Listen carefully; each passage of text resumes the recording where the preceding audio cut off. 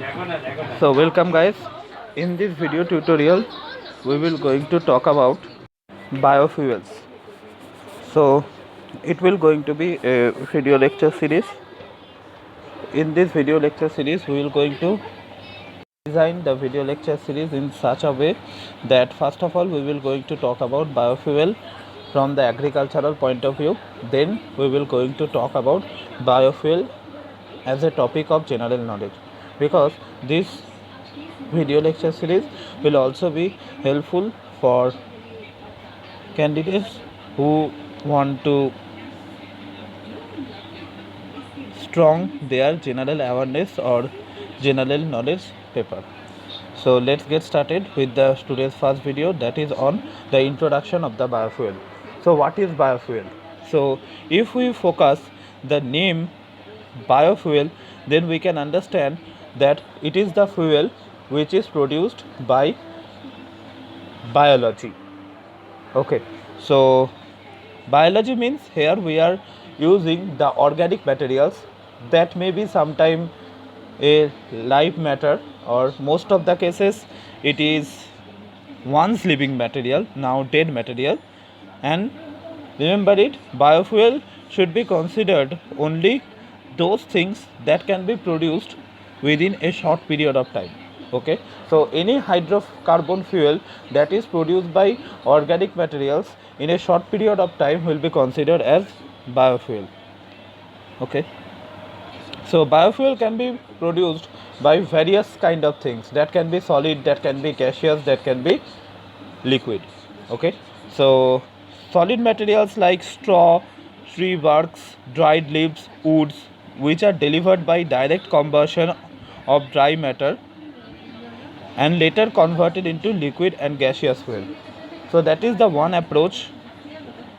This kind of biomass like straw, tree barks, dried leaves and woods can be converted by direct combustion of dry matter and later converted into liquid and gaseous fuel.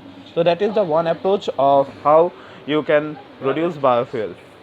Then you can also use wet organic matter like sewage, sludge, vegetable oil matter.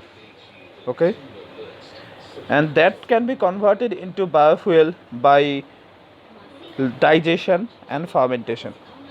Okay, so there are many reasons why we are shifting from normal fuels to biofuels, because we know that day by day the price of petrol increasing, right?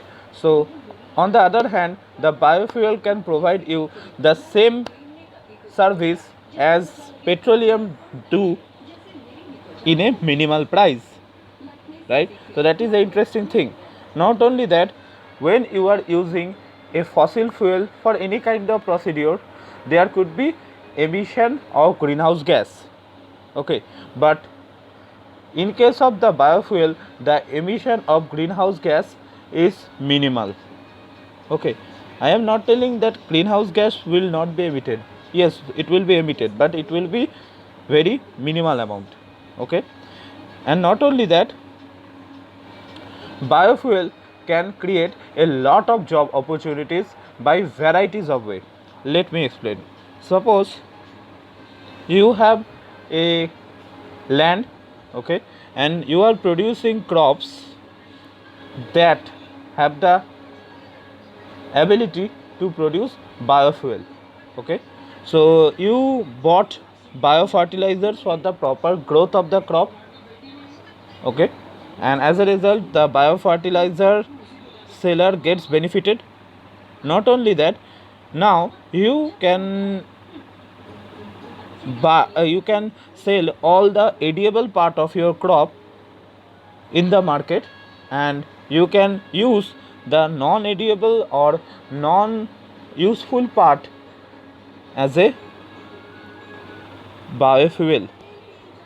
Okay, and now those so now you can use those biofuels for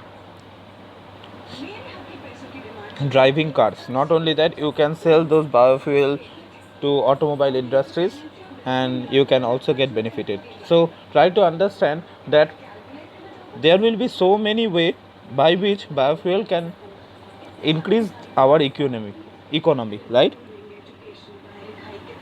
Not only that, it will also create a lot of job opportunities, because we will get biofuel in raw material. Now manpowers will required to purify those biofuel, and then we are performing ethanol blending, where we are mixing the ethanol with gasoline, right? So under such circumstances, for this mixing purpose, new job sites will open, right? So that is how biofuel not only protects our environmental conditions by reducing the pollution, it not only reduces the expense of the petrol, but it also helps us